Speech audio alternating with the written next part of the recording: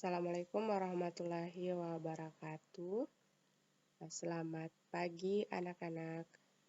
Apa kabar kalian hari ini? Semoga kita semua sehat selalu dan senantiasa berada dalam lindungan Sang Pencipta dimanapun kita berada dan selama kita menjalankan aktivitas kita sehari-hari. Ya, bertemu lagi dengan saya, Bu Waode. Pada kesempatan kali ini, kita akan membahas salah satu materi di kelas 8, yaitu gerak pada tumbuhan. Jadi, anak-anak, ternyata gerak itu tidak hanya kita alami sebagai manusia ya. Ternyata tumbuhan juga dia bergerak. Nah, bagaimanakah pergerakan pada tumbuhan itu? Apakah sama dengan gerakan yang kita alami? Tentu berbeda ya. Nah, sekarang kita akan membahasnya secara bersama.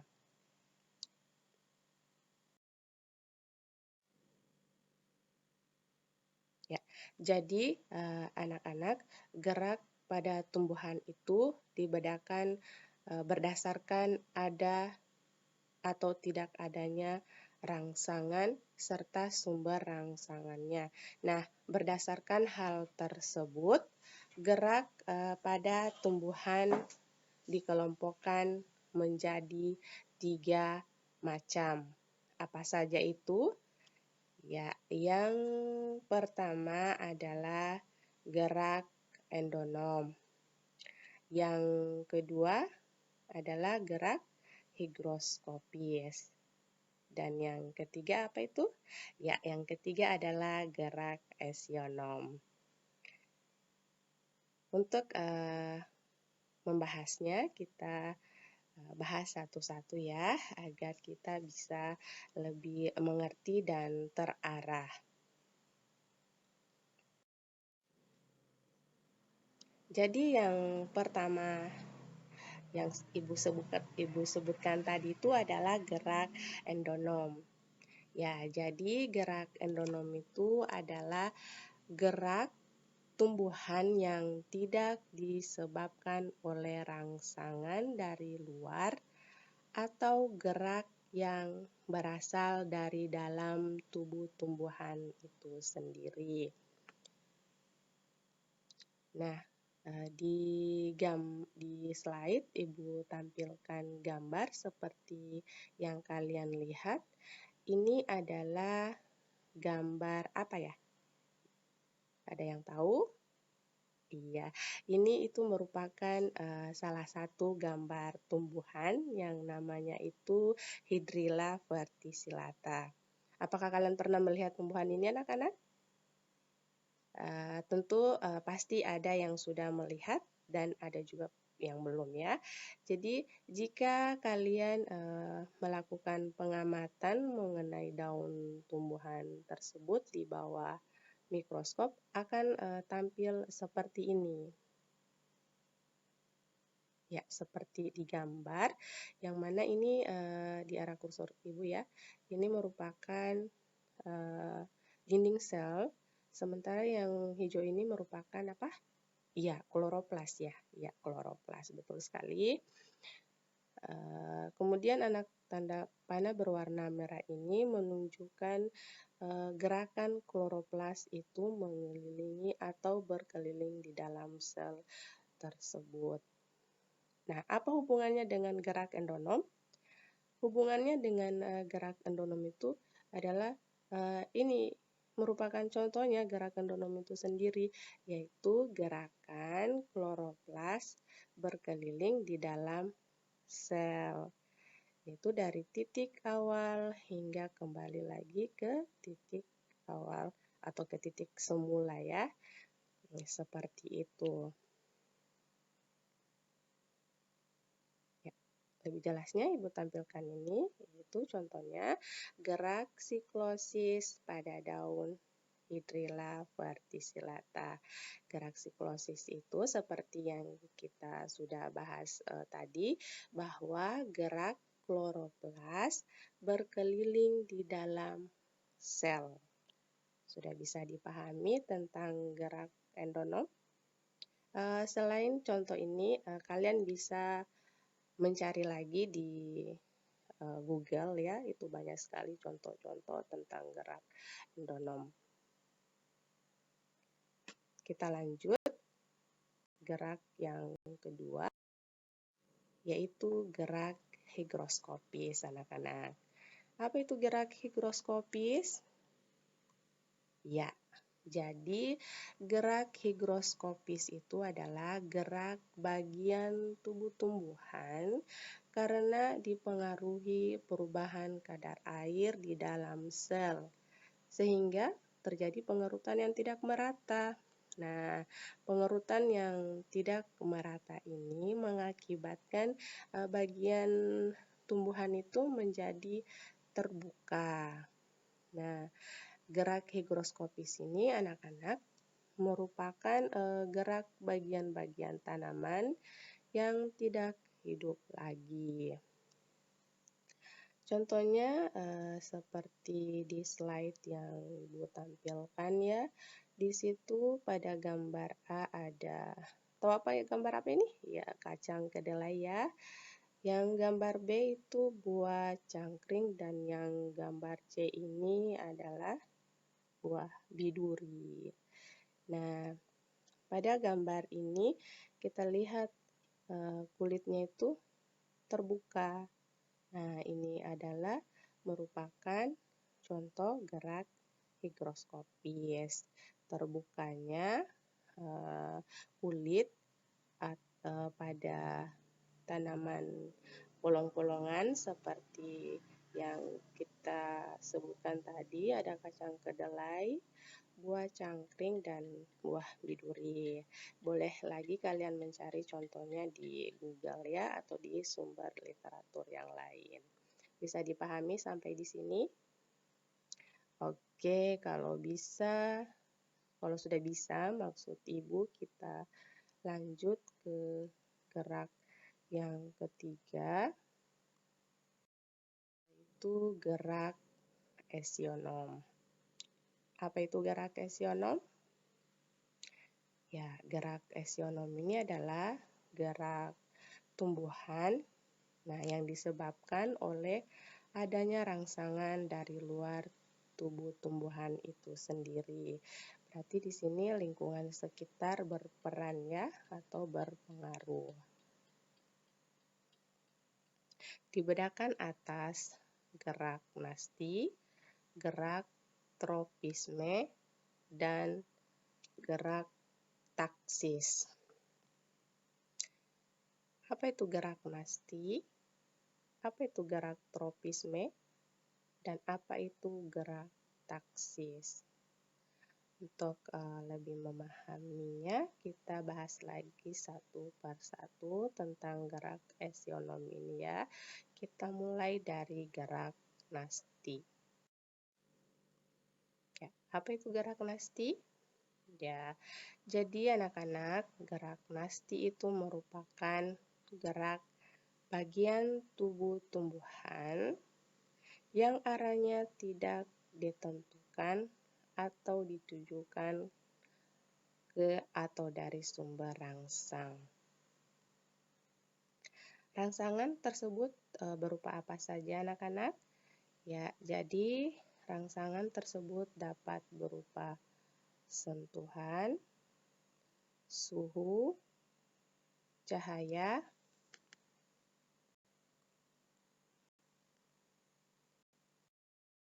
dan kelembapan.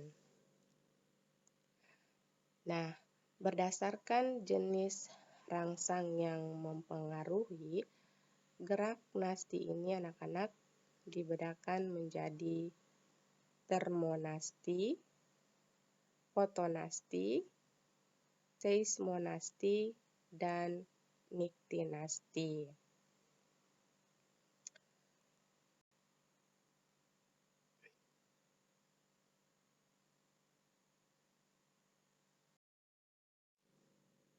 kita mulai dari termonasti ya anak-anak.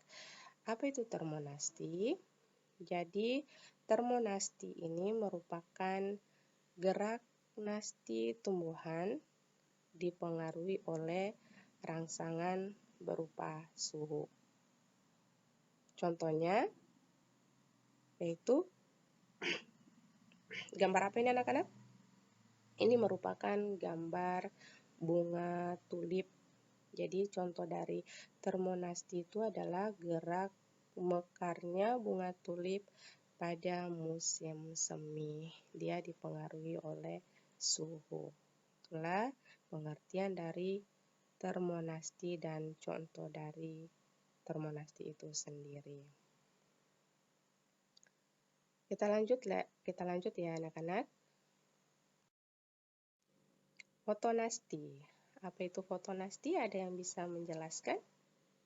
Iya, jadi fotonasti itu adalah gerak nasti tumbuhan yang disebabkan oleh rangsangan berupa cahaya. Ya, seperti yang kita ketahui bersama bahwa foto itu adalah cahaya. Jadi contohnya itu apa anak-anak? Ya, ini Ibu tampilkan ada di slide ya. Gambar apa ini? Ini merupakan gambar bunga pukul 4.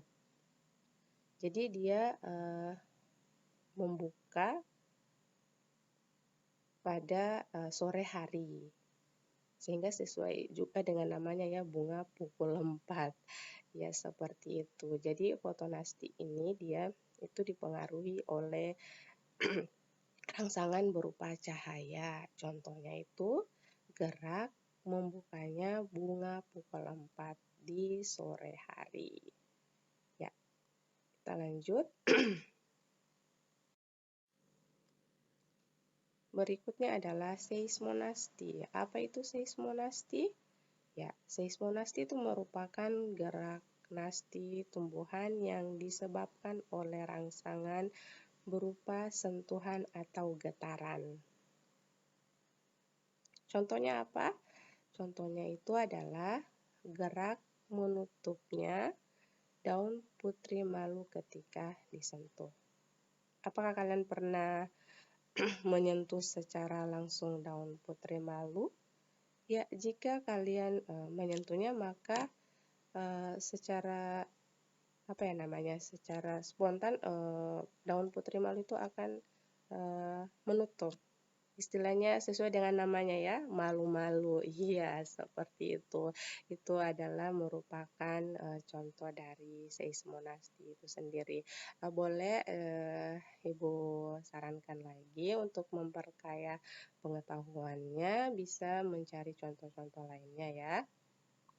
Jangan hanya berpatokan di slide yang Ibu sampaikan ini. Bisa dikembangkan lagi, kalian bisa belajar lagi dengan mencari sumber yang lain. Seperti itu. Anak-anak, yang berikutnya adalah niktinasti. Apa itu niktinasti?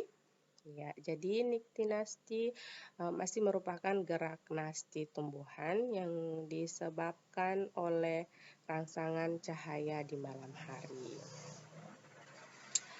Contohnya itu apa? Ya, seperti di gambar ini adalah keadaan daun lamtoro yang mana pas mau terbuka ini adalah di siang hari. Ketika di malam hari dia akan menutup seperti ini. Jadi contoh niktinasti itu adalah gerak menutupnya daun lamtoro dan bunga merak pada malam hari. Kita lanjut, berikutnya adalah nasti kompleks. Ini disebabkan oleh lebih dari satu rangsangan. Namanya juga kompleks ya, berarti bukan hanya satu, tapi lebih dari satu. Apa saja itu? Bisa dipengaruhi oleh cahaya misalnya, air misalnya, seperti itu. Intinya dia itu tidak hanya satu rangsangan, tapi lebih dari satu. Di sini Ibu beri gambar itu ini adalah stomata. Itu dipengaruhi oleh beberapa rangsangan ya, ada cahaya matahari, zat kimia, dan air. Ya, jadi itulah bagian dari nasti ya. Ini adalah yang terakhir, nasti kompleks. Semoga bisa dipahami. Sebelum kita lanjut, ada yang ingin ditanyakan? Jika ada, nanti di kolom komentar saja ya. Oke, kita lanjut. Iya, gerak tropisme. Apa itu gerak tropisme? Nah, ini dia. Gerak tropisme merupakan gerak bagian tubuh tumbuhan menuju atau menjauhi arah rangsang. Nah, anak-anak, gerak tropisme ini terbagi menjadi dua. Apa saja itu? Ada tropisme positif dan ada tropisme negatif. Apa itu tropisme positif? Tropisme positif ini dia gerak bagian tubuh tumbuhan yang menuju sumber rangsang atau mendekati sumber rangsang.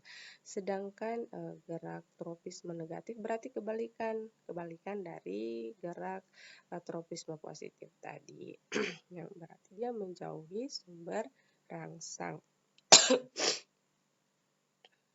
Seperti itu. Nah, berdasarkan jenis rangsang yang mempengaruhinya, gerak tropisme ini dibedakan lagi menjadi beberapa macam anak-anak. Apa saja itu? Nah, ada fototropisme. Kemudian, iya betul, kemotropisme. Lalu, hidrotropisme, geotropisme, dan tigmotropisme. Ada yang tahu sebelum kita lanjut? Iya. Oke, kita lanjut ya. Kita bahas satu-satu mulai dari fototropisme sampai dengan tigmotropisme. Nah, ini adalah salah satu gambar yang merupakan contoh dari gerak fototropisme. Dari gambar ini kira-kira fototropisme itu apa ya anak-anak? Ini merupakan sebuah gambar tanaman ya yang disimpan di dekat jendela, kemudian di ujung pucuk itu dia kayak membengkok, tidak lurus ke atas. Kira-kira itu apa ya anak-anak? Ya, jadi nah ini merupakan contoh fototropisme anak-anak. Jadi dia itu jenis gerak tropisme yang dipengaruhi oleh rangsangan berupa cahaya. Dia membengkok karena di situ dia mendekati sumber cahaya. Seperti itu. Ya, ini juga ada gambar bunga anggrek, sama ya, dia tidak lurus tapi membengkok, itu dipengaruhi oleh dia mendekati sumber cahaya. Jadi anak-anak, ternyata fototropisme ini dia itu dibagi juga menjadi dua. Apa saja itu? Nah, yaitu ada fototropisme positif dan fototropisme negatif. Ya, seperti yang kita sudah jelaskan tadi bersama bahwa fototropisme positif itu berarti dia mendekati sumber rangsang ya. Fototropisme positif berarti dia mendekati sumber rangsang berupa cahaya. Sedangkan fototropisme negatif berarti dia apa ya, kebalikan dari fototropisme positif tadi, yaitu menjauhi rangsangan berupa cahaya. Seperti itu. Oke, kita lanjut berikutnya. Apa itu? Ya, yang berikutnya adalah kemotropisme. Ada yang tahu apa itu kemotropisme? Jadi, kemotropisme ini adalah jenis gerak tropisme ya, masih merupakan jenis gerak tropisme, tapi dia dipengaruhi oleh rangsangan berupa bahan kimia sesuai dengan namanya kemo, zat kimia, seperti itu. Apa itu contohnya? Apa saja contohnya itu kemotropisme? Seperti pada gambar ya yang ada di slide Ibu ini, yaitu gerakan bulu serbuk menuju sel telur yang dipengaruhi oleh zat gula. Nah, zat gula ini merupakan zat kimia yang dikeluarkan oleh bakal buah itu sendiri. Iya, seperti itu. Itu adalah merupakan contoh gerak kemotropisme. Bisa dipahami sampai di sini? Oke, kita lanjut. Gerak yang berikutnya adalah gerak hidrotropisme. Melihat atau mendengar saja kata hidrotropisme pasti tidak asing ya di telinga kita anak-anak. Hidro itu apa ya? Iya, betul, air. Tropisme berarti dia ini merupakan jenis gerak tropisme yang disebabkan oleh pengaruh air atau pertumbuhan pergerakan tumbuhan itu maksud Ibu dia menuju sumber air. Ya, di slide Ibu ini ada gambar tanaman yang mana yang pertama itu akarnya masih lurus ya menuju ke bawah. Kemudian setelah ada sumber air, maka ini ya Ibu arahkan kursornya ya ini. Ini akar kan. Yang ini kan masih lurus ya. Tapi di sini belum ada air. Ketika sudah ada sumber air, maka akarnya akan menuju sumber air tersebut. Ini adalah merupakan salah satu kesyukuran ya, bagaimana Allah itu menciptakan makhluk di dunia ini dengan sesempurna mungkin maksud Ibu seperti ini. Akar ini kan mengarah ke sumber air itu untuk mendapatkan agar tetap hidup begitu. Ya, baik anak-anak ya itu adalah contoh gerak hidrotropisme ya. Jadi dia itu ingat saja kata kuncinya hidro berarti dia itu gerak bagian tubuh tumbuhan yang menuju sumber air. Ingat kata kuncinya ya, hidro. Oke, bisa dipahami anak-anak? Oke, kalau bisa kita lanjut ke gerak yang berikutnya. Gerak apa itu? Berikutnya adalah gerak geotropisme. Apa itu gerak geotropisme, anak-anak? Jadi, gerak geotropisme ini merupakan gerak tumbuhan yang dipengaruhi oleh rangsangan berupa gaya gravitasi bumi. Gaya gravitasi pada tumbuhan memberi dua pengaruh. Yang pertama, ada yang mengikuti gaya gravitasi, kita kenal dengan geotropisme positif, dan yang kedua adalah ada yang tidak terpengaruh dengan gaya gravitasi atau kita kenal dengan geotropisme negatif. Berikut ini adalah contoh dari geotropisme yang mana ini merupakan pertumbuhan akar menuju pusat bumi. Itu kita kenal dengan geotropisme positif, sedangkan pertumbuhan batang itu kita kenal dengan geotropisme negatif. Seperti itu anak-anak untuk gerak geotropisme. Kita lanjut. Gerak berikutnya adalah tigmotropisme. Apa itu gerak tigmotropisme? Jadi, gerak tigmotropisme ini adalah jenis gerak tropisme melilitnya sulur tumbuhan pada tempat rambatannya. Contohnya itu pada tumbuhan kacang panjang, markisa, mentimun, labu, dan masih banyak lagi yang lain. Mereka itu tumbuhan tadi itu dia memiliki sulur. Nah, anak-anak, yang manakah itu sulur? Jadi, seperti yang ada di slide Ibu.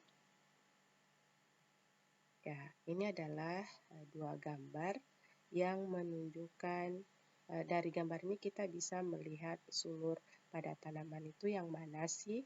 Ya, ini dia anak-anak, ini adalah sulur. Nah, sulur ini merupakan bagian pada tumbuhan yang Ibu sebutkan tadi. Jadi, sulur ini akan melilit pada tempat rambatannya. Nah, itulah yang disebut dengan gerak tigmotropisme. Ya, bisa dipahami ya anak-anak? Oke, kita lanjut ke gerak berikutnya. Sekarang kita lanjut ke gerak tumbuhan yang ketiga, yaitu gerak taksis. Apa itu gerak taksis, anak-anak? Jadi, gerak taksis adalah gerak seluruh bagian tubuh tumbuhan menuju atau menjauhi rangsang. Gerak taksis ini anak-anak terbagi menjadi dua, yaitu gerak taksis positif dan gerak taksis negatif. Gerak taksis positif dia gerak yang mendekati arah rangsang, sedangkan gerak taksis negatif berarti kebalikan dari gerak taksis positif tadi, yaitu menjauhi arah rangsang. Berdasarkan jenis rangsangnya, gerak taksis terbagi menjadi beberapa, yaitu menjadi dua maksud Ibu. Yang pertama adalah fototaksis dan yang kedua adalah kemotaksis. Apa itu fototaksis dan apa itu kemotaksis? Untuk mengetahuinya, ayo kita pelajari satu-satu ya. Yang pertama adalah fototaksis. Fototaksis merupakan gerak pindah tempat seluruh bagian tubuh tumbuhan karena pengaruh rangsang cahaya. Ingat lagi kata kuncinya ya anak-anak, foto berarti cahaya. Seperti itu. Ini adalah gambar dari contoh gerak fototaksis. Gambar ini merupakan Euglena viridis, dikelompokkan dalam protista mirip tumbuhan ya anak-anak, karena dia memiliki kloroplas. Kenapa dia bisa bergerak? Karena dia memiliki flagel. Kemudian dia bergerak mengikuti cahaya, namun ketika intensitas cahayanya tinggi maka dia akan menghindar. Seperti itu. Oke, kita lanjut ke gerak taksis yang kedua, yaitu kemotaksis. Jadi kemotaksis itu merupakan gerak taksis tumbuhan yang dipengaruhi oleh rangsangan berupa zat kimia seperti yang telah dijelaskan sebelumnya. Kita ingat lagi kata kuncinya anak-anak, bahwa kemo itu adalah zat kimia seperti itu untuk mempermudah kita dalam mengingatnya. Apa saja contoh dari gerak kemotaksis ini? Ya, jadi contoh gerak pada kemotaksis ini adalah spermatozoid mampu bergerak menuju sel kelamin betina yang terdapat pada archegonium akibat tertarik oleh zat gula dan protein. Nah, inilah zat kimia yang dimaksud tadi, yang dihasilkan oleh archegonium.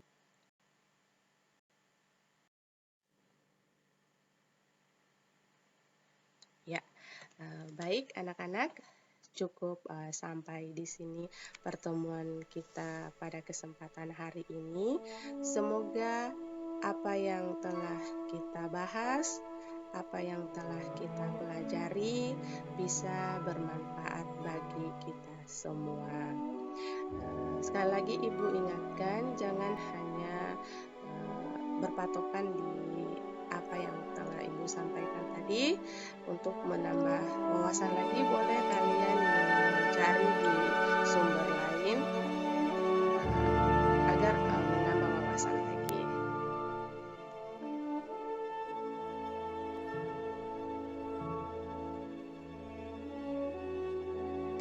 Nah, ini ada video. Dari video ini mohon identifikasi gerakan apa saja yang terdapat pada tumbuhan.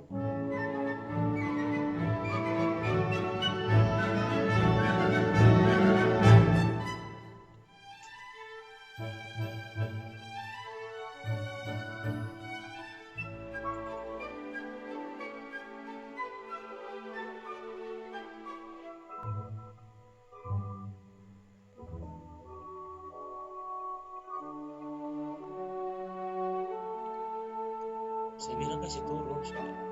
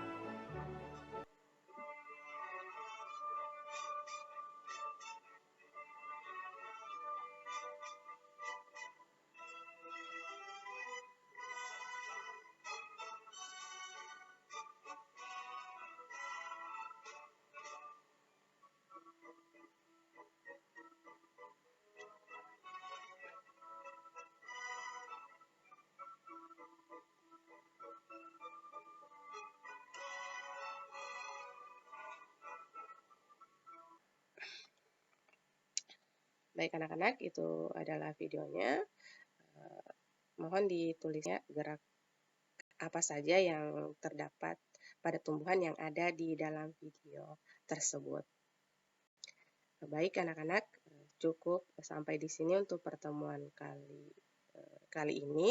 Semoga kita bisa bertemu di pertemuan selanjutnya dengan materi yang berbeda tentunya ya. Ibu akhiri dengan ucapan Assalamualaikum warahmatullahi wabarakatuh.